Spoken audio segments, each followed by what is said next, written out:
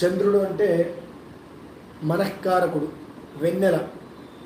అడవికి సైతం వెన్నెల్ని ఇస్తూ ఉంటాడు. మన ఇంటికే కాదు, మన వీధికే కాదు, మన గ్రామానికే కాదు, మన బజారుకే కాదు, మన దేశానికే కాదు, మొత్తం ప్రపంచం మొత్తానికి కూడా ఆయన పూర్ణం వచ్చిందంటే పండు వెన్నెల అని అంటాం. నిండు వెన్నెల అని కూడా, నిండు పౌర్ణమి వెన్నెల అని కూడా అనుకుంటాం. ఏ రకంగా అయితే ఆ వెన్నెల్ని ప్రసాదిస్తాడో చంద్రుడు, అటువంటి చల్లతనం మన ఇళ్లలో కొలువై ఉంటుంది. ముత్యాన్ని మన దగ్గర ఉంచుకోవడం వల్ల మీరు ఎక్కడైనా కనుక మంచి ముత్యం దొరికే అవకాశం ఉంది అంటే తెచ్చుకోండి. తెచ్చుకున్న తర్వాత దాన్ని ఆవు పాలల్లో ఒక రాత్రంతా ఉంచండి. ఉంచి మర్నాడు ఉదయం శుభ్రంగా దానికి అభిషేకం చేయించి అమ్మవారి దగ్గర పెట్టి అర్చన చేయించి ఇంట్లో దేవుడి మందిరంలో పెట్టుకోవచ్చు. లేదా కాయిన్స్, చిల్లర రూపాయి డబ్బులు తీసుకొని ఒక బాక్స్లో 1-2 నోట్లు ఏదైనా పెట్టి కృష్ణ అక్షయం అనుకుంటూ ఆ ఒక ముత్యాన్ని అందులో వేసి మీ బీరువాలో కూడా దాన్ని మీరు ఉంచుకోవచ్చు. శుక్లపక్షంలో చంద్రుడు ఏ రకంగా దినదిన ప్రవృద్ధమానం చెందుతాడో ఆ రకంగా ధనం అనేటువంటిది వృద్ధి చెందడం మనం ప్రత్యక్షంగా చూడగలుగుతాము. ఒక ముత్యము వల్ల ఏం జరుగుతుందండి అంట అనొచ్చు మనం. ఆలోచన తప్పులేదు. ప్రశ్నలు అనేక రకంగా ఉంటాయి. ఒక ముత్యం మన జీవితాన్ని మారుస్తుందా అని. నిజమే. అంటే జీవితం మారాలి అంటే ఏది బాగుండాలి?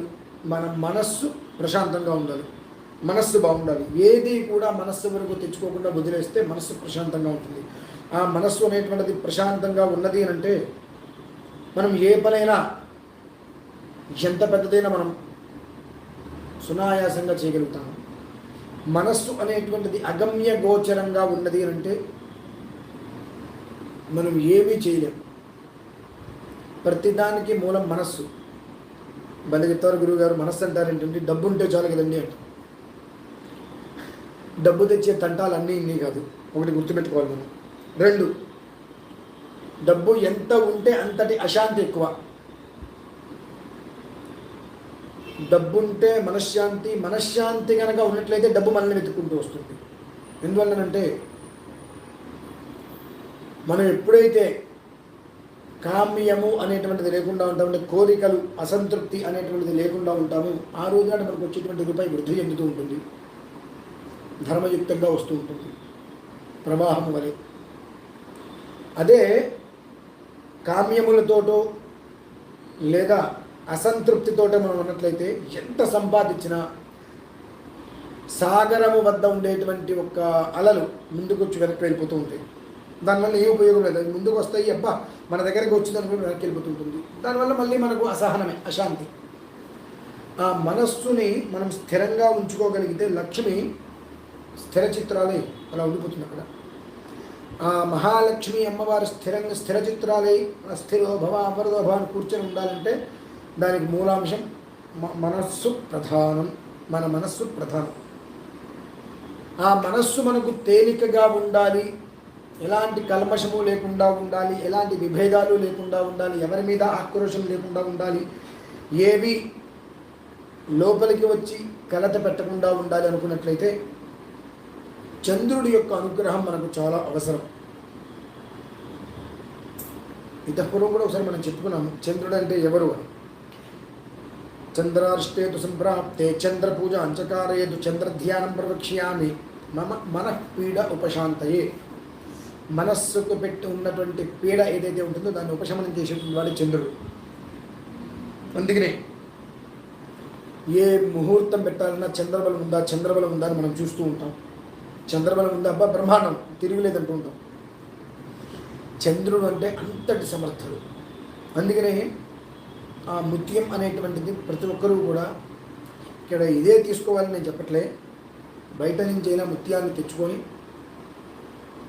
చక్కగా ఆవు పాలలో ఒక రాత్రి మొత్తం ఉంచి ఉదయాన్నే చక్కగా రుద్రాభిషేకం చేసి అమ్మవారి దగ్గర ఆరాధన చేసి ఇంట్లో దేవుడి దగ్గర పెట్టుకోవచ్చు. లేదు ఇందాక చెప్పినట్టుగా ఒక చిన్న బౌల్లో చిల్లర పైసలు, అలానే కాస్త వెండి బంగారం, ఒక నోట్ ఏదైనా పెట్టి ఆ ముత్యం కృష్ణ అక్షరం బీరువాలో పెట్టేసుకోండి. శుక్లపక్షంలో ఏ రకంగా అయితే చంద్రుడు దినదిన ప్రవర్ధమానం చెందుతూ ఉంటాడో ధనం అనేటువంటిది ఆ రకంగా వృద్ధి చెందుతూ ఉంటుంది. ఇంకను అపరిమిత స్థితి అంటే రాత్రి 11, 12 నిద్ర పట్టకపోవటం, ఎప్పుడు అశాంతితో అంత విసుగు, చికాకు, చిరాకులతోటే నడవటం జరుగుతుంటుంది. కొంతమంది పాపం సంపాదిస్తూ ఉంటారు. ఎంత సంపాదించినా సమయానికి ₹1 దొరక్క పిల్లల్ని కూడా పాపం ఆ కోపంలో, ఆవేశంలో, టెన్షన్లో విసుకుంటూ ఉంటాం. ఎంతగా విసుక్కుంటూ ఉంటామంటే దానికి మనం కొలత చెప్పలేము. అలా అని పరిగెత్తుకుంటూ బయటికి వెళ్ళలేము, ఇంట్లోనూ ఉండలేము. త్రిశంకు స్వర్గంలాగా వాళ్ళ పరిస్థితి ఉంటూ ఉంటుంది. ఆడవారికి బాగా ఎక్కువైంది ఇళ్ళల్లో.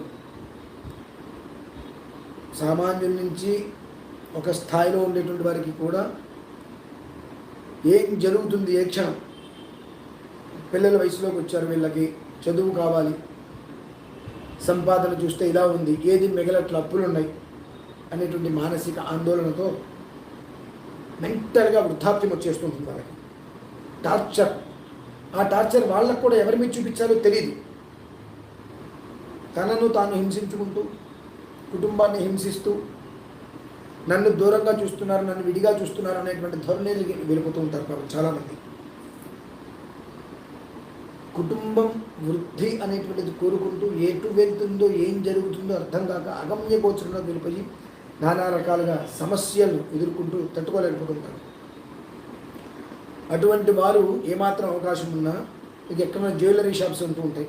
ఆ జ్యువెలరీ షాప్కి నేను మీకు ఒకటి చూపిస్తాను ఇప్పుడు. ఆ విధానంగా కనుక వాళ్ళ దగ్గర ఉన్నట్లయితే తీసుకోండి, లేదా చేయించుకోండి.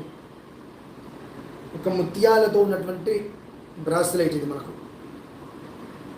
ముత్యములతో తయారు చేసిన బ్రాస్లెటు ఇలా వస్తుంది. చక్కగా మీరు చూసినట్లయితే ఇది గోల్డ్ కోటింగ్ వేశారు, వెండి మీద గోల్డ్ కోటింగ్ వేయడం జరుగుతుంది. దీన్ని ఇలా మనకు చేతికి పెట్టుకొని దీన్ని ప్రెస్ చేసేసుకోవచ్చు. లోపలికి పెట్టుకుంటే లోపలికి వెళ్ళిపోతుంది అట్లా చేతికి. ముత్యములతో కూడినటువంటి బ్రాస్లెట్ లాగా వస్తుంది చక్కగా ఇది. ఇటువంటిది ఎవరైనా ఎక్కడైనా మనకు గోల్డ్ షాప్ జ్యువెలరీస్ ఉన్నాయంటే మీకు ఈ ఫోటో కావాలంటే పంపిస్తాను.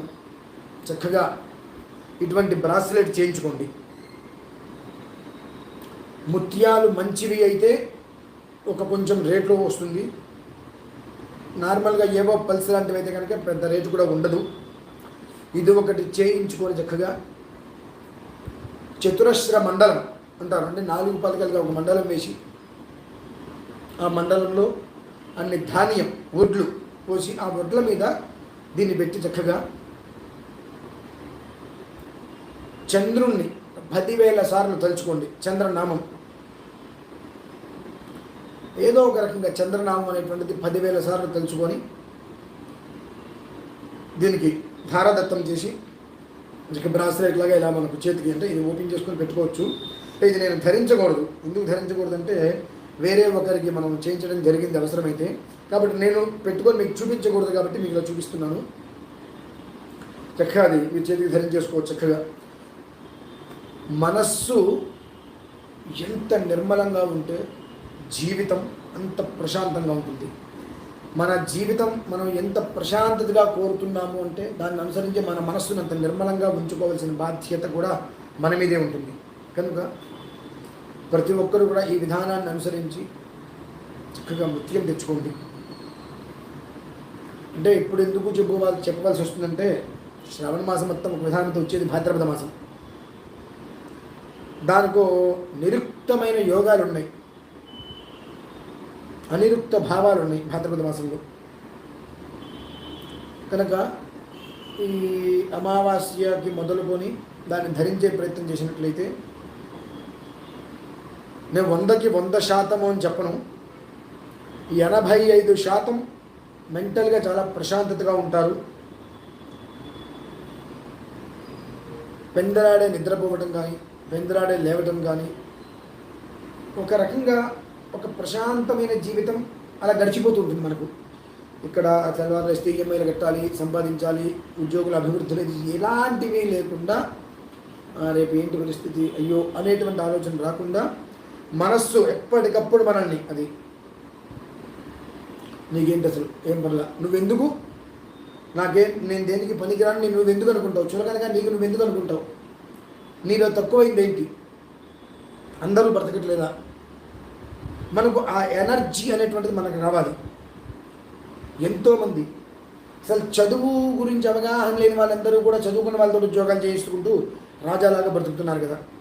ఇంత చదువుకున్నాం, ఇంత తెలివితేటలు ఉన్నాయి, ఈ తెలివితేటలను మనం సరైన దారిలో పెట్టలేకపోతున్నాం కదా. ఆ దారి ఏంటనేటువంటి విషయం ప్రతి ఒక్కటి కూడా అది మనకు చూపిస్తూ ఒక మార్గాన్ని నిర్దేశిస్తూ, ఒక మార్గాన్ని సూచిస్తూ గమ్యాన్ని నిర్దేశిస్తుంది. అంత శక్తి అనేటువంటి దానికి ఇమిడి ఉంది కనుక ఎక్కువగా మీకు దగ్గరలో ఉన్నటువంటి జ్యువెలరీ షాప్స్ ఏవైనా ఉంటే ఆ విధంగా ఇట్లా బ్రాస్లెట్ లాగా ముత్యాలతో మీరు చేయించుకునే ప్రయత్నం చేయండి. చక్కగా ఇంకా దగ్గరికి చూపిస్తే మీకు క్లారిటీ రావచ్చునండి, చేయించుకోండి. అలాగే లేదంటే చక్కటి ముత్యాలు ఇలా ఇలా ఇంత వస్తే రౌండ్గా ఉంటుంది. ఆ ముత్యాలతో పూర్వం చెప్పినట్టుగా ఆ విధానాన్ని అనుసరించి బీరువాలో కానీ దేవుడి దగ్గర కానీ పెట్టుకొని చూడండి ఆ వాతావరణం ఎలా ఉంది. పూర్వం పరం అంటే మన ఇంటికి రాక ముందు మనం ఇంటికి వచ్చిన తర్వాత మనం ఎలా ఉన్నాము అనేటువంటిది ఒక్కసారి అనలైజ్ చేసుకున్నట్లయితే మనకే అర్థమైపోతుంది ఆ విధానం అంతా కూడా. అంతటి ప్రశాంతత ఉన్నది అనేటువంటి విషయం నేను చెప్పడం ఒక రకంగా ఉంటే అది మీరు అనుభవించడం అనేటువంటి చాలా అద్భుతంగా ఉంటుంటుంది. ఆ విధానాన్ని అనుసరించి అందరూ కూడా మానసిక ప్రశాంతత అనేటువంటిది పొందగలరని కోరుకుంటున్నాము. దీని గురించి మీకు ఏదైనా సందేహాలు ఉన్నట్లయితే కామెంట్లో కనుక మీరు తెలిపినట్లయితే లేదా భారతీ శంకర పీఠాన్ని సంప్రదించినట్లయితే మీకు పూర్తి వివరాలు కూడా అందించడం జరుగుతుంది.